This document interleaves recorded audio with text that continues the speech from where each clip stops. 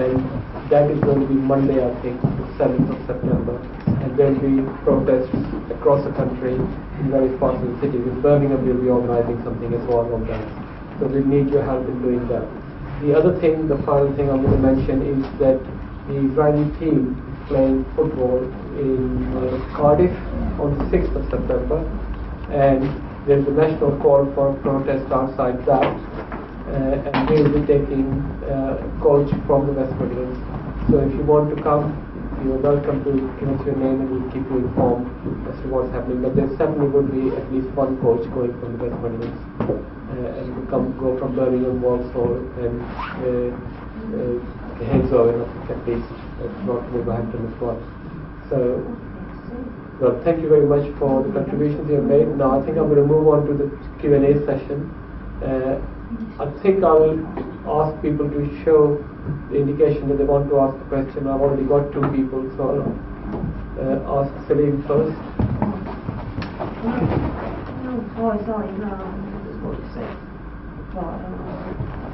Max, thanks very much for not just the taking us through what happened in Gaza, but for helping us, reminding us about what we can and should be doing around BDS. And I think the good news is, certainly in the UK, I think that is something which everyone, I think, on Palestine Solidarity Campaign work is doing some form of BDS. But there's 2 things I wanted to ask, if I could. One, the media coverage, and particularly mainstream media, for Protective Edge seem to be a bit better. I mean, I use that. I mean, we're starting from scale, which is you want to smash the TV in during Cast Lead, but I sensed that it was a bit better. Certainly, it was a bit better in the UK mainstream media. There was a hint that it might have been a bit better in the US. Is that right, or is that just something which I think I'm being an eternal optimist? I have misinterpreted. And the second thing, not that we want to get pinned down in having to counter the Israeli narrative, but the tunnels, and there's a huge thing made about, you know, Hamas and the tunnels, or a tunnel which ostensibly was dug or existed and went under what is into 1948 Israel. The fact that Israeli spokesmen constantly say those tunnels were used to attack civilians. Is there any evidence for that or not? Do you want to do several or just take? I'll take 2 questions. Yeah, I've seen some of your talks on YouTube. In one of your talks, you make the analogy between you call Israel forces IDF, ISIL, and you make an analogy between ISIL or something between them, JSIL and ISIS, saying that they're both, you know, genocidal, you know, like the Khmer Rouge, you know. So I was wondering if you could elaborate on that at this meeting. Do another. Should I take another? Oh, no, yeah. I read this book last weekend, perhaps a bit foolishly at the festival, and you feel you've heard everything, and yet it was absolutely numbing. I think it's an incredibly powerful book. The detail of how the Israeli army systematically massacred civilians, which you know in general, but it's there in horrific forensic detail, and it's arguments that we need to have at our fingertips. So, I mean, thank you very much for the book, and I really recommend it to everyone. Thank you. Just a couple of things. I mean, I think you've answered one of them already, really. I always do avoid referring to last year as a war. I've always called it an assault for the reasons of extreme disproportionality. But you seem to imply perhaps that disrespects the Al-Qasim, if I pronounce it correctly, the Hamas militia's efforts, and I'd be interested in a slightly more elaborate reflection on that, perhaps. And secondly, the road to the status quo runs through Cairo. Well, perhaps it's a little bit beyond the immediate remit of this meeting, but that's a subheading you have in one of your chapters, as some people will know, and of course you will. I've always been convinced that the solution in the Middle East does have to be a broader Middle East solution, and some of the existing extra troubles of Gaza are very much to do with Sisi having seized control in Egypt, are they not? So that the Gazan people are even more isolated and under even greater siege. And it seems to me that when we're talking about Palestine, we do always need to situate it in that broader context. Further challenges by the Egyptian people, by the Egyptian masses, the Egyptian workers to Sisi, I believe are also inevitable in due course. We don't know on what timescale, and I do think that when we're talking about Palestine, and I'd be interested in your view on this, we need to put it in that wider context. Can I just ask, because I wanted to ask something on the media as well, and the brother here mentioned the media. You said that you thought it improved. I'm an avid Radio 4 listener for my sins, but what I find really difficult is the total lack of balance on Radio 4, if you listen to it consistently. I mean, for example, it must be almost a year ago now, there was a report about Palestinian people being evicted from their flat in Jerusalem, and they were actually sitting on the pavement opposite with all their belongings, and an American family were being moved into their flat, and they interviewed the Israeli minister, they interviewed the family and various Israeli spokespeople, and they never interviewed the family that had been evicted. And I made a complaint, just for a change, to the BBC, and the only answer I got was it's not always balanced in one programme, but over a period of time we ensure the balance. And it's a load of crap, because I listen every day to Radio 4 news, and there's never been an answer. The Palestinian viewpoint of being evicted from their sort of family home of however many years, so that an American family can go in, you know. My friend Roland, who's falling asleep now, it was part of the German debacle that I was in. I basically ended with a resolution to ban me from the German Bundestag or Parliament forever. Germany's pretty difficult environment to have this kind of discussion in. And I came to the UK and proposed to The Guardian that I write something about it. And an editor at The Guardian said, it could be interesting. And then there was a murder in a synagogue in Jerusalem, in which a Palestinian militant killed 2 or 3 Jewish worshippers with an axe. And he said, I don't think on a day when Jews were butchered with an axe in Jerusalem that we can run something on anti-Zionists in Germany. And it was like the most ridiculous explanation I ever heard. I think it should make it more urgent to have that kind of discussion. Yeah. You would never hear an editor, at any paper say, I don't think on a day when Palestinians were killed, we should hear a pro-Israel perspective.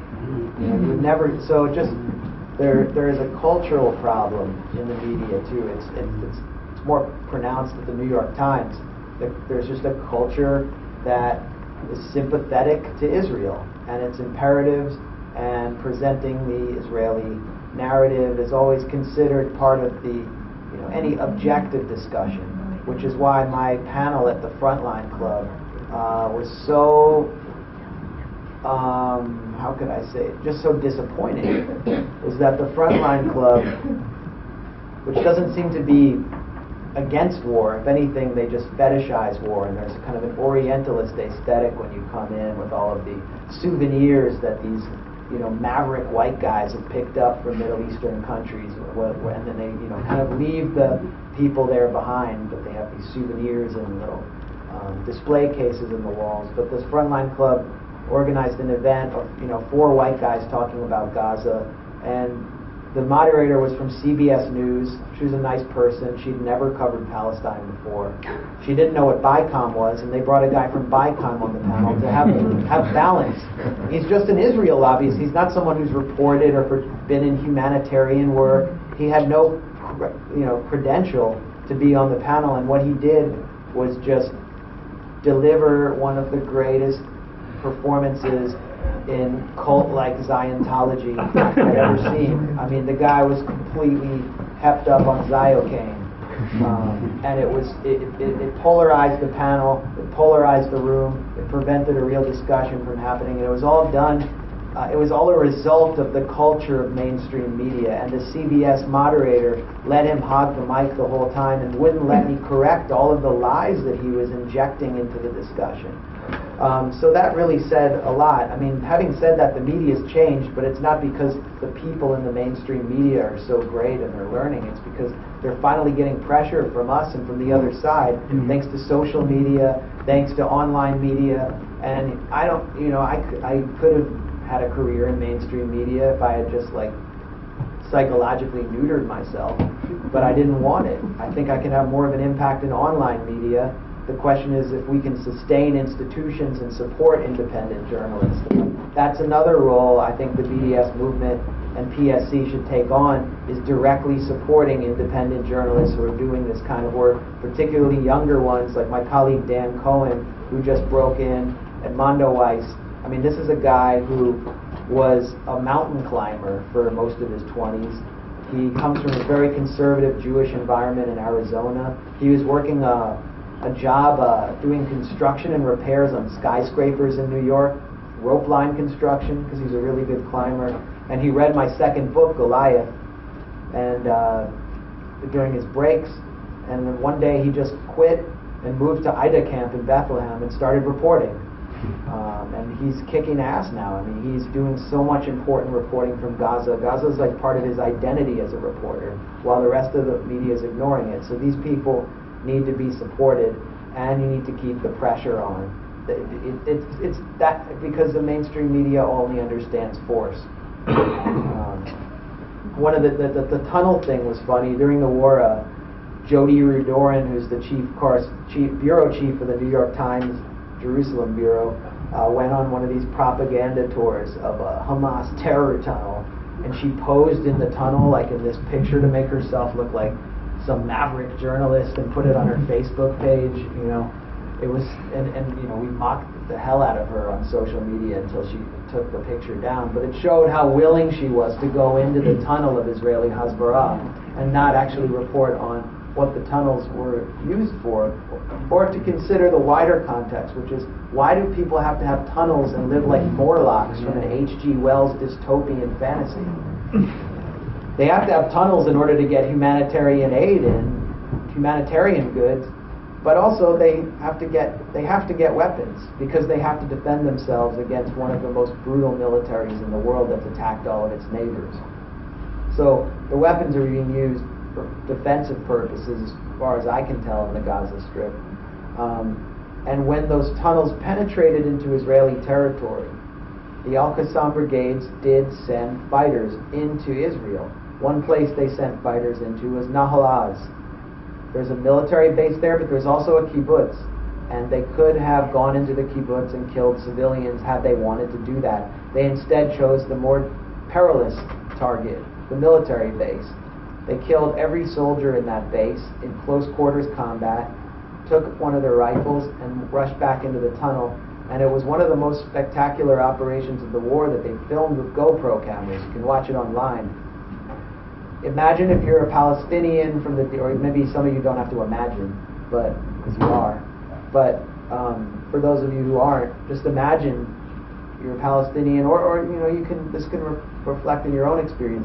The only thing you've seen when you see interactions on video of Israeli soldiers and Palestinians is the Palestinian being humiliated, being beaten, being dragged in the street.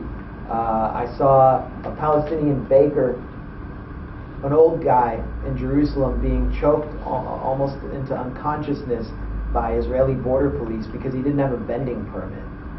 And now you see young men from the Gaza Strip taking on Israeli soldiers, taking on their occupier, facing them and gunning them down and defeating them. There's no way that's not going to fill you with a sense of pride or dignity. So that's really what the tunnels were used for. No civilians were killed in tunnel infiltrations. It didn't happen. But the people in southern Israel were told that The tunnels could pop up under their house, and while they're having tea, a Hamas guy would show up and just gun you down. What I mentioned at the beginning of the talk, what I talked about, the burning alive of Ali Dawabsha, is a perfect example of JSIL in action. JSIL is the Jewish state in Israel and the Levant. And that is how it identifies itself. There's nothing that isn't factual about that. But there are similarities between JSIL and ISIL, or the Islamic State, and the self-proclaimed Jewish state. First of all, both proclaim to represent and be the authentic voices of worldwide religion, despite the fact that there's no consensus among the people who adhere to those religions in support of them.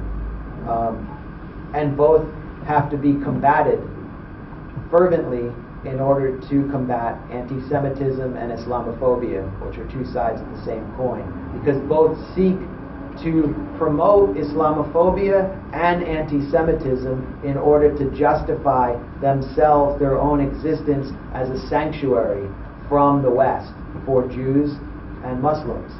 That's why whenever we see an ISIS-style attack in Europe, Netanyahu shows up and says, Jews, Israel's your home, leave France, leave Denmark.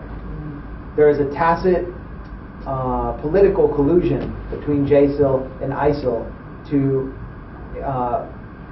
clean Europe of Jews, to make Europe Judenrein. And classical anti-Semites are pretty happy about this as well, from the far right, which is why we see so many far-right parties supporting JSIL. Both recruit foreign fighters, are heavily dependent on foreign fighters, and give those foreign fighters rights in the territory that they've taken through force. Both commit acts of ethnic cleansing because both aim to establish religiously exclusive territories as their state.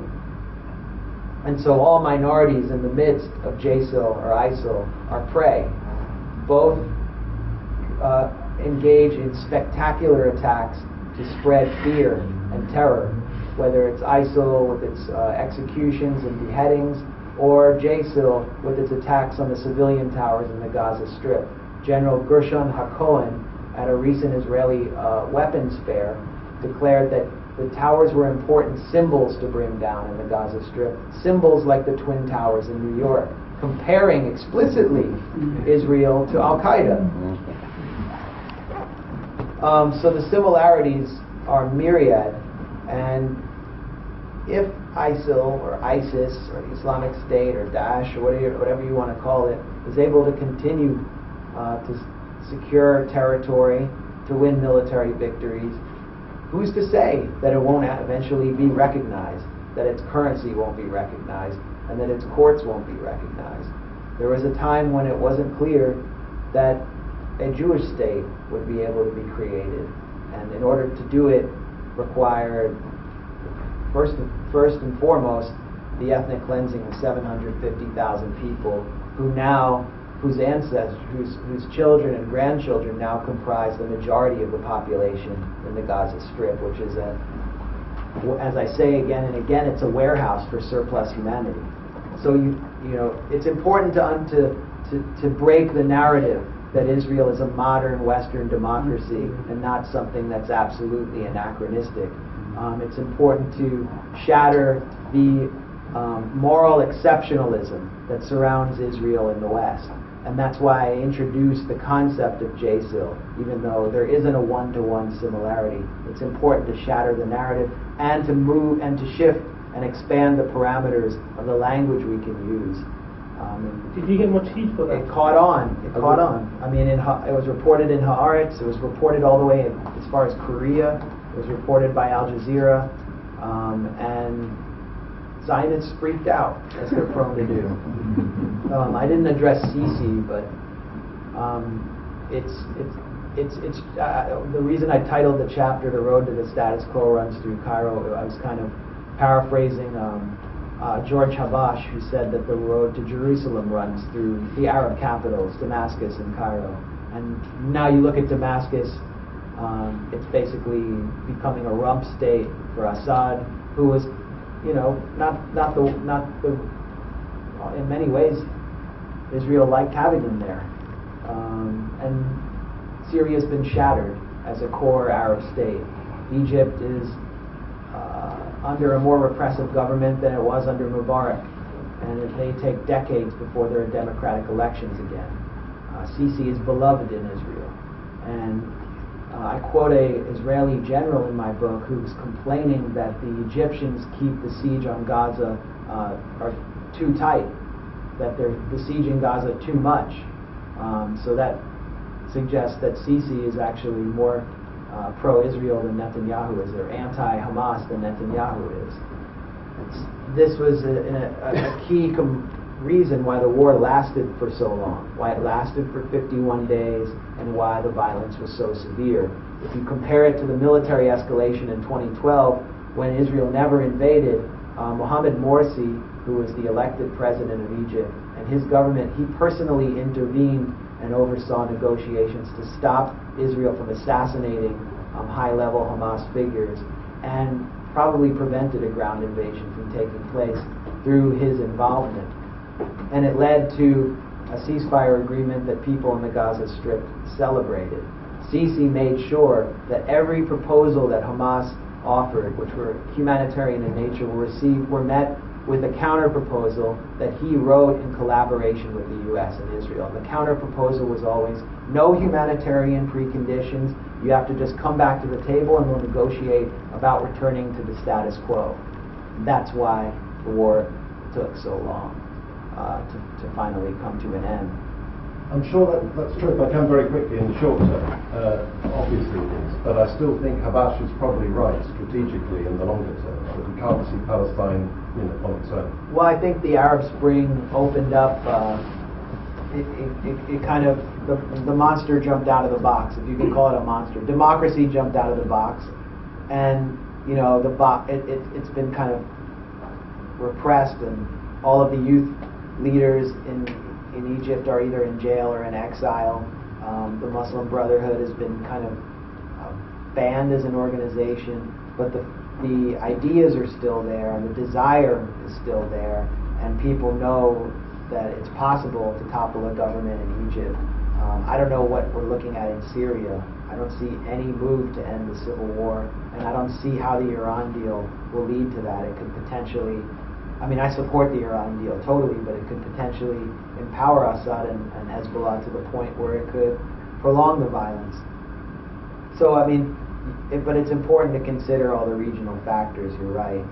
Another regional factor is the Iran deal, which has prompted Washington to bribe Israel to try to silence the criticism and sabotage from Tel Aviv. And that led to a proposal for an increase in annual aid from $3 billion to $4.5 billion to the Israelis, which is all military aid, more weapons that they buy from Texas. And the release of Jonathan Pollard, the Israeli spy, who cost the U.S. billions of dollars in corporate and state secrets. He should be sent to Washington to lobby against the deal, I guess. He would be a perfect AIPAC representative. But it's all of these bribes will harm Palestinians on the ground. So the Iran deal, I think, will actually be harmful in the near term to Palestinians. Okay, Ian? Yeah, thanks. Can I add my thanks to you for a comprehensive, detailed sort of look at what happened in Gaza and what's happened since. I just wanted to come back on the other thing, because I've only read the first 2 pages of your book, but one of the things that struck me was you talk about the first thing you see when you go through the Israeli checkpoint into Gaza is the remote-controlled machine gun. And the first thing you hear is the hum of the permanent drone that circles above, spying and looking out and saying thanking us for the lack of Zionists lobbying outside as you came in. In this country over the last few, if we'd had this meeting a few years ago, there would have been Zionists outside. They would have been trying to disrupt this meeting. But it seems to have been easier to organise. I know it's easier to organise on university campuses, organise meetings like this in support of Palestine than it was. And it seems to be an indication that the Zionist lobby is getting weaker in this country. as public opinion and people have said, right bits of media sort of begin to look more favourably upon Palestinians. But the question is that true in the US as well? Because if it happens here, it's one thing, but if it started to happen in the US, if the Zionist lobby in the US was weaker, it could mean a significant change to the situation. I'll take a couple more. I think one of the things is that we did have the Zionist lobby when a few weeks ago, seat was shown just across the road from here. Yeah. So they haven't gone away. No, I wasn't suggesting they've gone away totally. It's true. Yeah, I mean, just on the court case of Birmingham, December the 28th, I think hopefully getting the minibus there, hopefully take the press council standpoint of the protest. I agree, I think we should try to mobilise that. There's one question, and sort of one point on another question. You didn't actually, I wasn't clear from your talk when the Israeli commander was captured in Rafah, whether he actually survived or was he sort of killed in bombardment. You can answer that. But I'd be interested in your reflections on the sort of what's happening with Jeremy Corbyn, because this is quite important in terms of the Palestinian solidarity movement, because you have a man who's got a wonderful record of solidarity with the Palestinian people, national chair of Stop the War Coalition, fighting for the leadership of a party who's got an appalling record on the question of Israel. I don't know if people know, but in the 1944 Labour Party conference, they passed a resolution calling for all the Palestinians to be moved out of the country and the country be handed over to the Zionists. You know, it's an appalling act, which is still not been achieved actually. But even around the recent war, there was talk about, or were expressing concern about the brutality of the Israelis, but no position of banning military exports to Israel by the Labour Party. There is a very good book on the PSE bookstore by Paul Kellerman detailing the long record of support of the Labour Party for the Zionist state and Zionist politics, which is worth a read.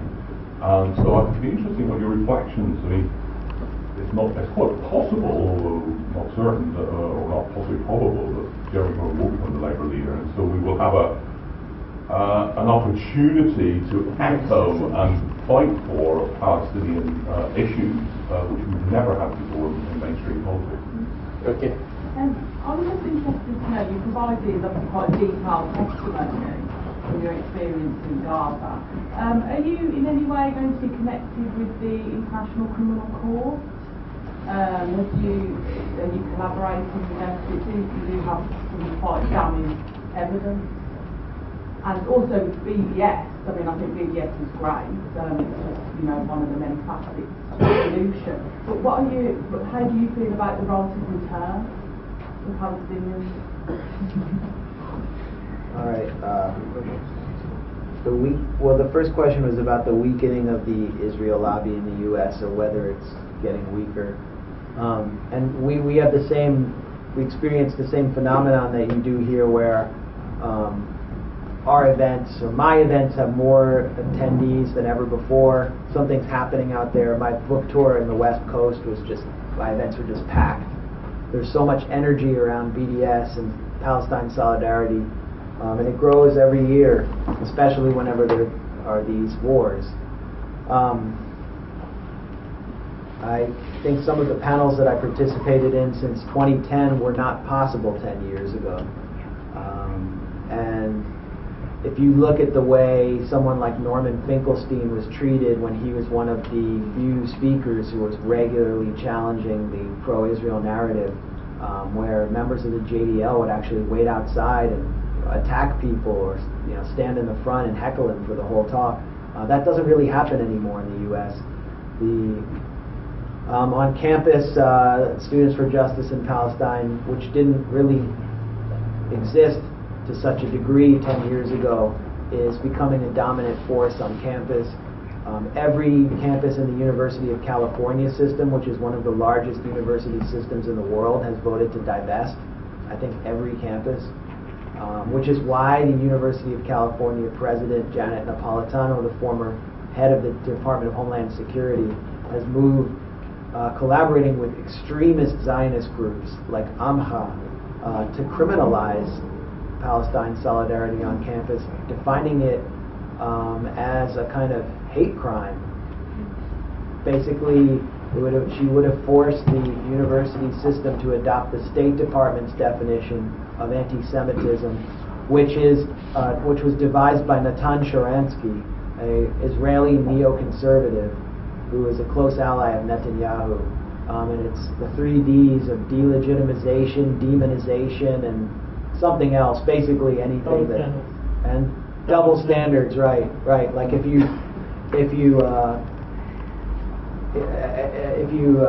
criticize Israel more than Iran or something, that makes you an anti-Semite, according to this, which is weird. Then I think they would start redefining what it means to be a Jew. But in any case, this was defeated. What we're going to continue to see as solidarity grows are more attempts to criminalize the work that you're doing in this kind of activism. In France, over 40 BDS campaigners have been called in for trials. This was a directive issued by the last Justice Minister, and the current Justice Minister has kept it on the books. My talks there was pressure to shut down my talks in France by state-sponsored organizations. So, and then you have the Prevent business in the UK, where a 3-year-old and a 15-year-old were put in the registry for basically supporting Palestinian rights. The conveyor belt strategy hinges on the notion that anything from something like Palestine solidarity or supporting Palestine as a Muslim will eventually lead to terrorist activity, and that's why it's so dangerous. And it's also not scientifically proven. There's no proof that this conveyor belt strategy that's at the base of Prevent works. So to me, it's clearly a political strategy to intimidate Muslims who are interested in supporting BDS, and to criminalize Palestine solidarity in the UK. We're seeing BDS be criminalized by the Israel lobby by preventing companies from divesting from Israel, even if it suits their bottom line. These laws are being introduced in state legislatures in the US and in Congress. It's part of an initiative supported by Sheldon Adelson, who's one of the closest allies of Netanyahu, a casino billionaire who is really the face of the Israel lobby now and is one of the largest donors to the Republican Party. The Israel lobby in the U.S. is strong because democracy is weak. Big money in politics is the biggest problem in American politics. You can basically buy off any politician at this point. We saw Hillary Clinton's letter to her biggest donor, Haim Saban, who is basically all of his money is contingent on pro-Israel support and support for Netanyahu. And she issued a letter promising to fight BDS during her campaign and as president. We've never even heard BDS mentioned by a presidential frontrunner. So this speaks to the role of big money in American politics, and particularly pro-Israel money, which is dominant in American politics. So you have Israel as sort of a strategic asset to the global 1% versus everybody else who's disgusted by it and sick of the special relationship and are organizing, but the question is, how can their voices be heard? If we were genuinely democratic, the Democratic Party in the U.S. would reflect the lack of consensus on the special relationship, because a majority of rank-and-file Democrats, according to every poll I've seen over the last 2 years, no longer support Israel over Palestine. That kind of brings in the Labour Party in the UK and Jeremy Corbyn. Corbyn hosted me last year at the House of Commons. We had a really good talk. The problem was I was really jet lagged, so I woke up when the talk was supposed to begin, and I was about 45 minutes late. So before I was able to speak, the general public got to basically come up, and everyone got to speak for like 5 minutes. There was this Zionist Meshuggah named Richard Millett in the room filming, and he filmed all 20 people who spoke before, but he chose to focus on one whose name was like James Thring, and he claimed that he was a Holocaust denier. I actually saw no evidence that this guy was a Holocaust denier. He just seems to be like kind of a kooky guy. Maybe he is an anti-Semite. I just couldn't find anything on him. But through what I think the Labour Party establishment is doing, as part of their attack on Corbyn, is claiming that he invited a Holocaust denier into the House of Commons to introduce me. So this has become part of the attack on Corbyn, which is totally bogus, and it shows the desperation of the Labour Party establishment that they would even roll this out when it was first introduced by Communist Free Watch, SIF Watch, who are far right, JDL aligned extremists. Corbyn has been pretty good on Palestine, although he doesn't support the academic boycott, which is essential. It's one of the most important parts of the boycott, the academic and cultural boycott, because that's where Tel Aviv is going to feel it most, and Tel Aviv is the heart of the occupation. It's the engine of the occupation. And the academic sector in Israel is so closely tied into the military. You can't separate the two. And into devising the occupation. I don't know if Corbyn supports the right of return either, but he would be a refreshing change. And the fact that he's the bookie's favorite shows where the British public is right now on this issue, on austerity, on so many issues that the Labour Party has been in the wrong on. And the most disgusting display I saw was in the debate for the self-appointed leaders of the Jewish community in the UK, where Andy Burnham declared that the Balfour Declaration was one of the greatest representations of British values. They actually celebrated, all the candidates on the panel except Jeremy Corbyn celebrated the Balfour Declaration, and by extension celebrated colonialism, and saw nothing wrong with that. So Corbyn is kind of, as far as the Labour Party is concerned, it's kind of like the last hope. And I have no contact with the ICC. We did the Russell Tribunal because the ICC wasn't, I wasn't sure where their investigation was, so I chose to participate in that. I don't know if they're using any of my work. The ICC seems to be pretty toothless when it comes to Israel-Palestine. It's basically the ACC, or the African Criminal Court, and you can only be prosecuted if you're a black African dictator, like some tin pot character who the U.S. no longer decides to support. And of course, everywhere I go, I agitate for the right of return. It's hypocrisy to support the right of Congolese refugees to return, or refugees in Sudan, or refugees in Bosnia to return, and then to say Palestinians need to give up and stop focusing on the past because they will destroy Israel if they return. What does it mean to destroy Israel? It simply means that there will be more Palestinians than Jews in the Middle East, in a region which is traditionally Arab. It simply means that people who have legitimate claims to their homes and land under Resolution 194 will be able, if they want to return to it. And so the fear is not the destruction of Israel, it's the destruction of Israel as a Jewish ethnocracy that maintains a demographic majority through violent social engineering. The right of return would end the crisis in the Gaza Strip, because 72 to 80% of the residents of the Gaza Strip are refugees. And if they could simply leave this warehouse, they wouldn't be fighting for their rights with weapons. It would be over. In other words, if the people in the Gaza Strip had J-positive blood, as I do, the walls would come down tomorrow. But unfortunately, they're not Jewish, and so they have to be imprisoned forever in order to maintain the Jewish state that liberals in the UK and liberals in the US, so many of them support with all their hearts. In agitating for the right of return, you have to confront liberal Zionists with their own racism, because it's a racism that declares that the birth of Palestinian babies is a greater threat than the launching of rockets, because those babies threaten to contaminate the ethnic purity of Jasil. Any other question? Yep.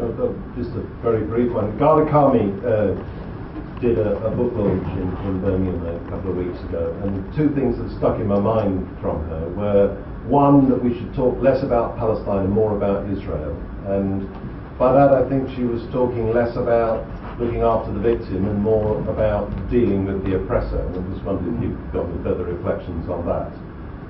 And secondly, she put the right of return absolutely at the centre of what we should do. And it cuts through, does it not, all the arguments about one state, two state and so on. If you support the right of return, then those arguments I would have thought become redundant. I mean, that's just a rhetorical point really, but be interested in your observations. Well, can you restate your question one more time? Right, the first one then, she made the comment, Gada Kami made the comment that we should talk less about Palestine and more about Israel.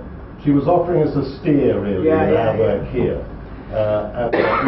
Less about looking after the victim, I think is what she was trying to say, and more about actually we need to go after the oppressor, and in our case the British government's collaboration with the oppressor. I just wondered if you got any further observations on that. The other thing was just an observation on the right of return and its implication for one state, two state arguments. Well, I agree with you about the second point. And the first one, that's the reason I, as a journalist, that's what I've tried to do, and that's why I wrote Goliath, which is like 450 pages small print mostly about Israeli society and how overcome with racism and proto-fascistic attitudes it is, and why, with the Nakba as the backdrop. I inserted myself, or insinuated myself into Israeli society by living in places like Zion Square in central Jerusalem in order to just be able to document the daily occurrences and the kind of low-level violence that punctuates life. So that was sort of my strategy as a journalist, and I think she's right. But one of the things I've noticed about a lot of the solidarity activists who go into Israel-Palestine is that they go into the West Bank, spend their whole time there, and they never go into what they call 48. So they have no understanding of Israeli society. They have no understanding of what's on the minds of Israelis, and so they can't understand as well what's happening in the West Bank when it happens, and they can't go back to their own communities and convey any new knowledge or information about Israel. So I think it's important to go to Haifa, to even go to Tel Aviv if you can go there, not as a tourist, but I mean you're already contributing to the Israeli economy if you're in the West Bank, because it's Israel's #2 export market. So it's important to be on both sides of the wall and see what's going on, and then bring the focus back when you're home to Israel, and understand what's driving it. And I don't think it's that complicated. I mean, I think the internal situation in Palestinian and Israeli society is fairly complex, but you can get the broader outlines of these two societies. And the interaction between the two of them, what is known, what we call the conflict, which is actually a conquest, is not complicated. So, anyway, I agree. Yep. There's a law in physics which says to every action there's an equal and opposite reaction. Again, picking up on what's happening in Israel, are you aware of any statistics which tell you what the mental health of these young men who went into these operations in Gaza is? The young, untrained men. Do we know what? From which side? From Israel. These men are going and attacking Palestinians. This is their job. Is there a high suicide rate amongst soldiers? Well, in times of what are considered quiet in Israel, which means that violence is only experienced by Palestinians, suicide and fratricide, or the friendly fire. I don't like the phrase friendly fire. Like, I love you. But fratricide and suicide account for the highest the highest causes of death in the Israeli military. And suicide often occurs in basic training because a lot of young people just aren't ready for to be involved in an occupation. Is and the they have call up doubts in about it. Israel? Sorry? Is the call up in Israel Yes. compulsory? Yeah. So everyone in Israel, man or woman, has to join the military, has to be conscripted. Every year there are some refusers on ideological, political grounds, and there are usually less than 10 of them. And they go to jail for anywhere between 30 days and several months. And then you're denied work. You have to put when you apply for a job, you have to put what unit you were in. Even to get into a club, it helps to say what unit you were in. The whole society is structured around the military. And it goes on and on as you join the Israeli reserves. So the society it's the most militarized society on earth. But it doesn't mean that it's easy to induce young people into participating in an occupation. That's why there are so many different pre-army programs, and the army values are promoted in children's programs. Naftali Bennett, who's one of the most extreme figures in Israeli society, he really wanted to get control of the education ministry to promote Jewish nationalism and militarism to very young people. For the first time, the Holocaust is being taught in kindergarten. At age 17, about 25% of Jewish Israelis have gone at age 17 on the March of the Living, which is a trip to Auschwitz, where they marched through the center of a concentration camp alongside Israeli soldiers in uniform and Israeli police in uniform, sometimes while Israeli F-16s fly overhead. And it's there that they're indoctrinated and told that the whole world is against them, the whole world is anti-Semitic, and they have to fight in order to avoid a repeat of the Holocaust. Netanyahu not only speaks this language, but he believes this. He truly believes this. He believes that Obama is appeasing the Nazis right now. He believes that the Palestinian national movement is influenced by Nazism and not a resistance to colonialism. He believes that he said it, that Iran represents a new incarnation of the Third Reich. I mean, he says this very clearly, and it's a reflection of years and years and years of indoctrination in a totalistic environment that's comprehensively militarized.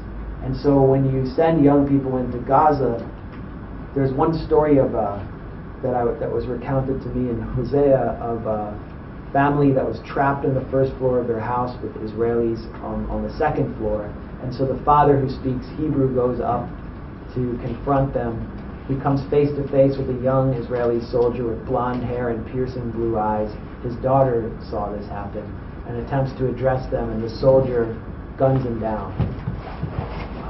And then the soldier started crying and shaking after killing this guy for no reason. So what kind of person is that soldier going to be when you can't keep that violence on one side of the wall?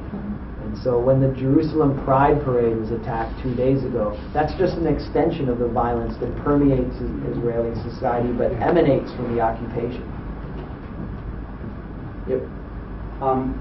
I heard script tonight. Was it Kerry Ann Mendoza last year? She'd gone to Gaza, and I just learned a bit. I don't know a whole lot about the situation over there. But she was talking about Israeli society, and she'd gone, apart from to Gaza, to talk to peace groups within Israel, and just the idea she was talking about, I don't know, the Ashkenazi family and the influence that they have. So my question, how likely or not, or how possible is it that the solution could come from a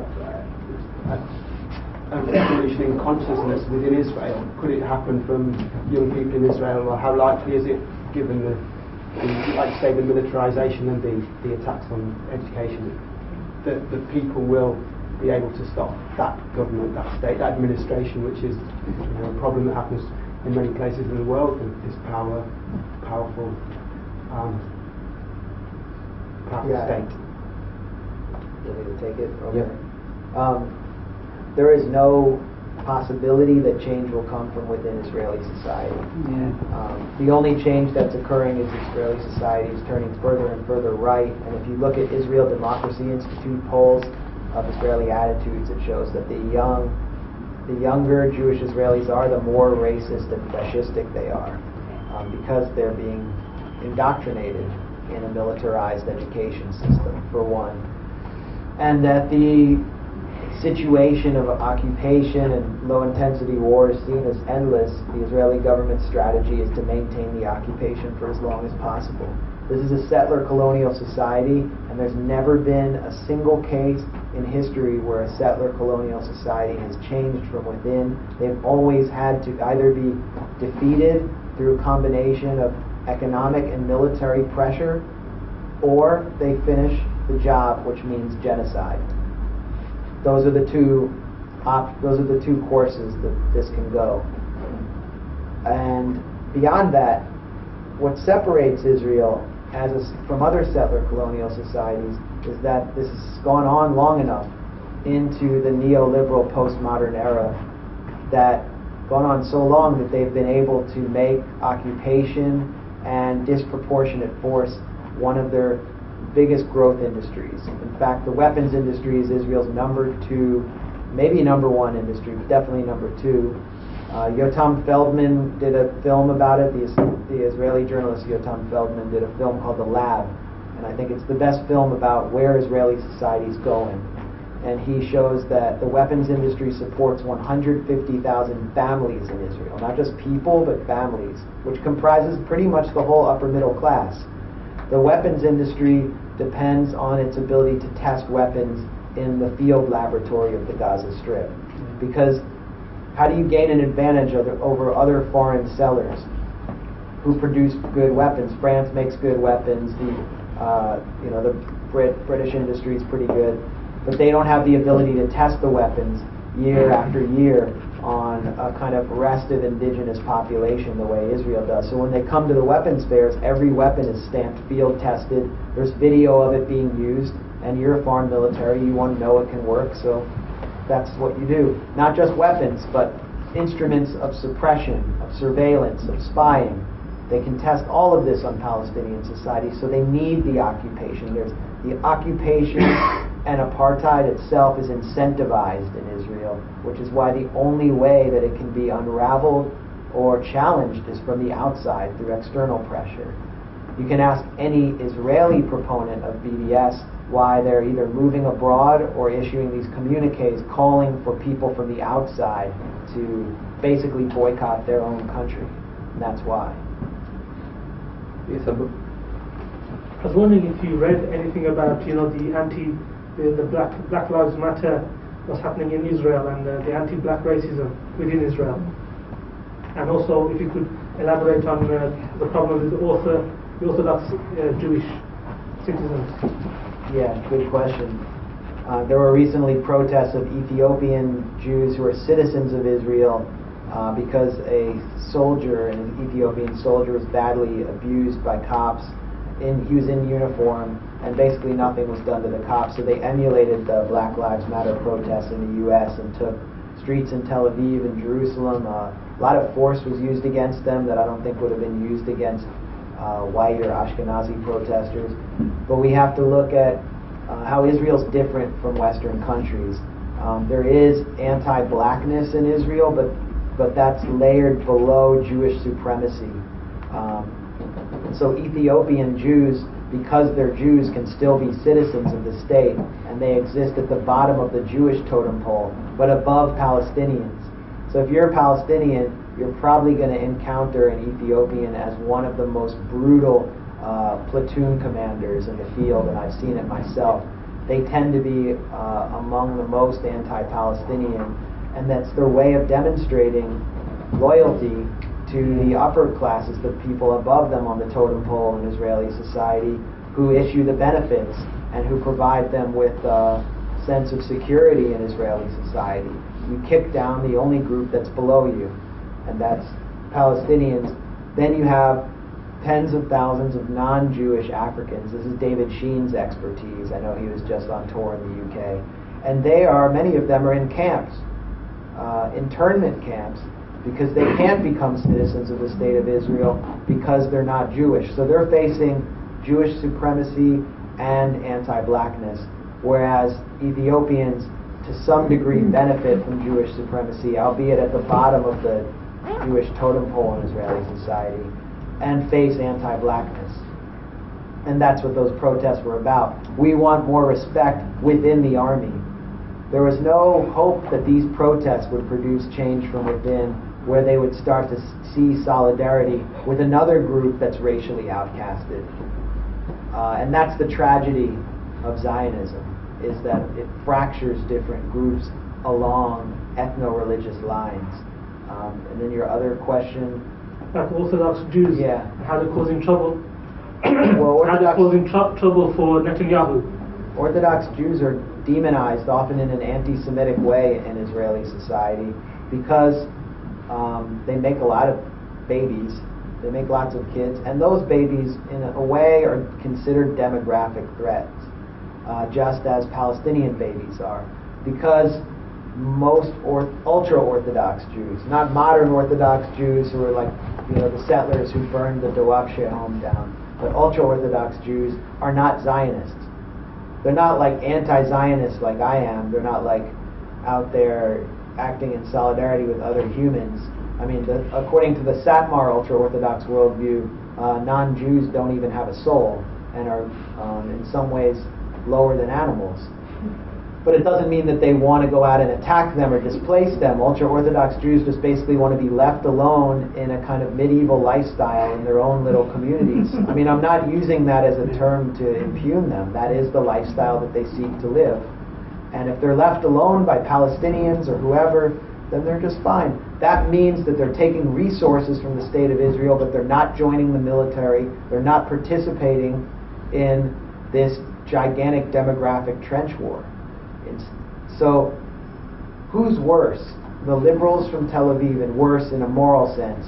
Who's contributing more harm to the situation? The liberals in Tel Aviv who join the army to enforce demographic separation, or the ultra-Orthodox Haredim in Jerusalem who refuse to join the army and in their own communities enforce gender separation? And liberals and this whole Women of the Wall, this colonial feminist movement called Women of the Wall, they love to demonize the ultra-Orthodox Jews, but they're doing so much less damage to other people than secular Zionists are doing. Now the goal of the Netanyahu government, he's pulled back from this because he has ultra-Orthodox parties in his coalition. But the party Yesh Atid, which is one of the major opposition parties, led by Yair Lapid, who's the son of the Tommy Lapid, whose whole career was dedicated to bashing Arabs and ultra-Orthodox. They aim to pass a law that will force ultra-Orthodox yeshivas or schools of Jewish learning to send their youth into the army. This is seen as an attack on the yeshivas by the ultra-Orthodox, and they're resisting it tooth and nail. And their protests get pretty rowdy. In New York City, there was a protest against one of these proposals. It brought something like 10 to 20,000 ultra-Orthodox Haredim into the streets of New York to protest Zionism itself. It was the largest Jewish anti-Zionist protest in history. And the New York Times didn't report on it at all. So there you have it. Yes? A couple of points. Going back to your thing about the arms fair and the freedom side of it that cover other aspects, not purely weapons. And around that, I wondered if they in the arms fair would cover how they detain Palestinian prisoners, in other words, the prisons.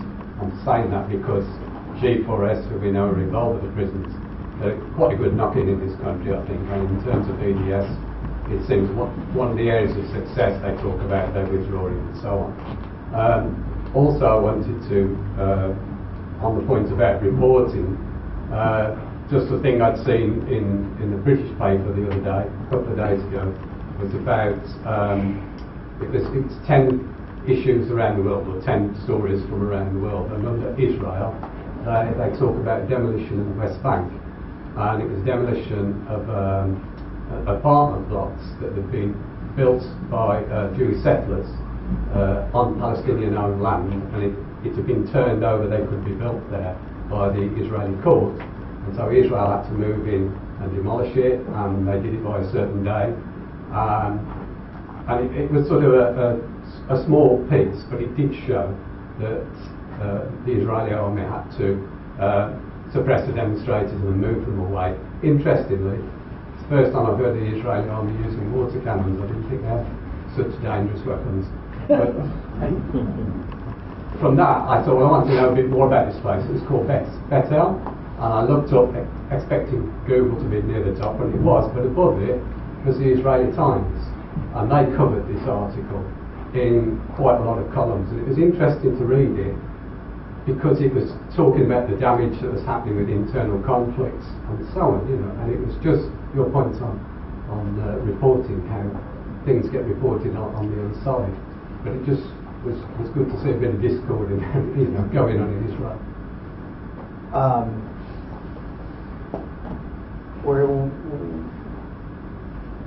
It'll be interesting to watch the outcome of the killing of Ali Dawabsha and how the Israeli police prosecute the perpetrators if they're caught, and the extent to which the condemnations of them are sincere enough to provoke some kind of soul searching about the wider project, the settler movement. And I don't think we'll see very much action there. It was only after this killing that the Israeli police decided to call in the right-wing extremist who produced a manual for burning Palestinians alive. And it was only out of embarrassment.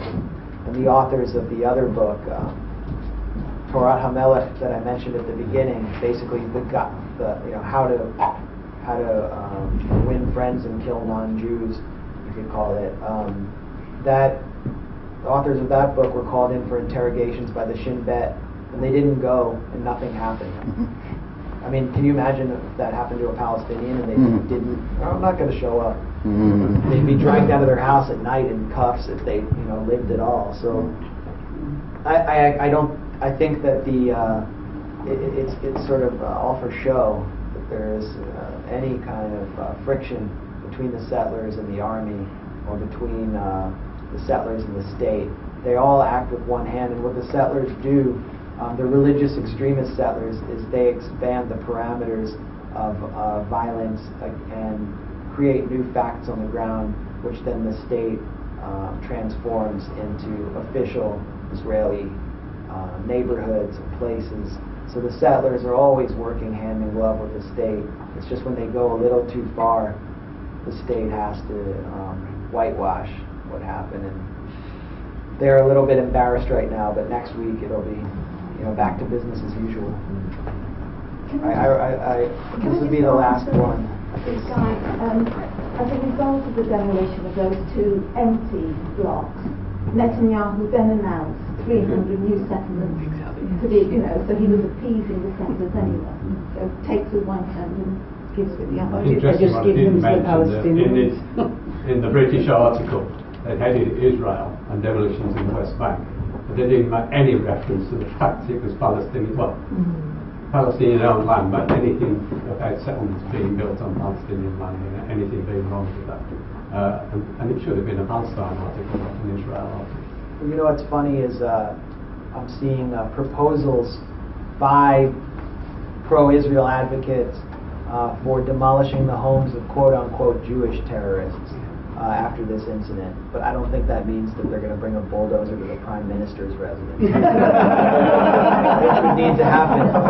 But what it shows is that they only understand violence. Like, this is the only solution. Like, oh, that's your solution to Jewish terrorism? To demolish their homes?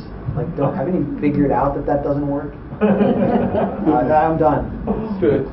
You can make a speech, but I'm running out of words. All right. Very quickly. I agree with the point that was made about cultural Israel on Palestine. I think one of the key things is the scholar who articulated a critique of the Israeli state. Months ago, I went to Birmingham University anti-racist rally where there are lots of young Zionists there. And when you start talking about the nature of Israel and the fact that Israeli Arabs are banned from living in certain towns, but they're banned from certain occupations. They have discriminatory practices in terms of the school system. They find that much more difficult to deal with because they are instinctively, given they live in a racist society, i.e. Britain, anti-racist to a degree. So I think that sort of developing that narrative of the Israeli state as an apartheid state, as a discriminatory state, is very important. You didn't answer my question about what happened to the Israeli commander who was captured by He probably died from his initial wounds, but his body is still being held by Hamas.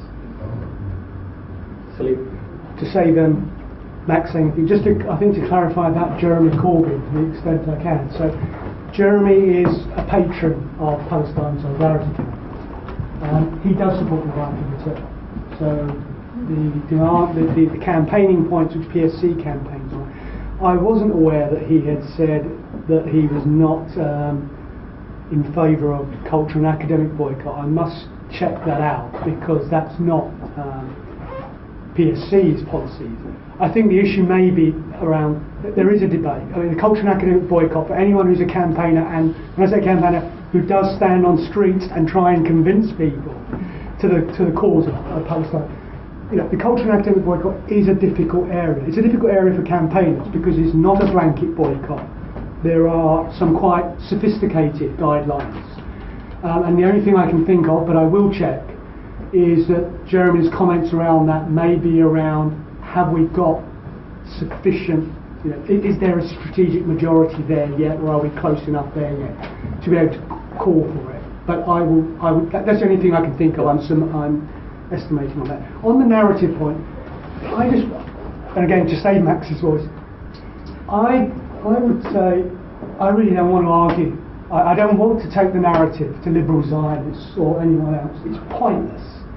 The battle that we have is not with liberal Zionists. The battle that we have is for the hearts and minds of British people. And I think on that, the narrative is really quite simple. I mean, we can, in meetings, talk about settled colonialism. We need to know about that to understand the history. But for British people to convince them, it's much easier to talk about, but it's a very simple narrative. So people who lived on a land, owned a land, worked that land, were forcibly expelled from that land and are not permitted to return to it. That's in terms of public campaigning, I don't know, we find it, we don't, when we talk about London, maybe it's different in Birmingham, but in, you know, that's the bit we get to people. So I'm not against the idea of, you know, narratives that we can take to liberal Zionists, but I really don't think that's where the key point is. Yeah, I think you're right. Our debate is with the general British public, and it isn't on relation to BDS and everything else that's going on. I think I'm not going to allow any more questions. I think everybody's asked questions we wanted to, and I think Max is losing his voice as well.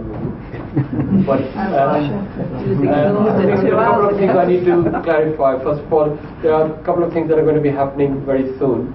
This coming Friday, I think there's a big ride starting today from Edinburgh, which is actually raising the awareness of what happened in Gaza, and particularly what is still continuing to happen to the children of Gaza, who form the majority of the people in Gaza. And they have, I mean, some of the children as old as young as 6 have experienced 3 wars or 3 attacks on Gaza, or 3 bombing episodes on Gaza. So those cyclists are going to be leaving, or probably have already left Edinburgh. But from Birmingham, we'll be leaving on Friday at 9 a.m. from the Central Mosque, and there's going to be a car cavalcade leading us out of Birmingham, and then we'll go to Northampton and then to London on Sunday. So if you want to join from here to Northampton on a cycle, you're still welcome. But if you want to be part of the car cavalcade that will take us out of Birmingham, then you're welcome as well at 9 a.m. at the Central Mosque. The other thing is, in the end of August bank holiday, on Sunday we're going to have a big park event on Palestine. It's called the Palestine Fun Day. So there are going to be stalls from various Palestinian or pro-Palestinian organizations and sub-Palestinian organizations as well, community organizations or whatever you have. There'll be Palestinian food and everything. So come along to the park between 1 and 8 p.m. on Sunday, the 30th of August. Which park? Oh, sorry, Park Hill Park. Oh, great. It's off Stratford Road. There's details. There's going to be details on our website. There are details already on our Facebook event as well. So hopefully we'll see you then. Thank you very much. And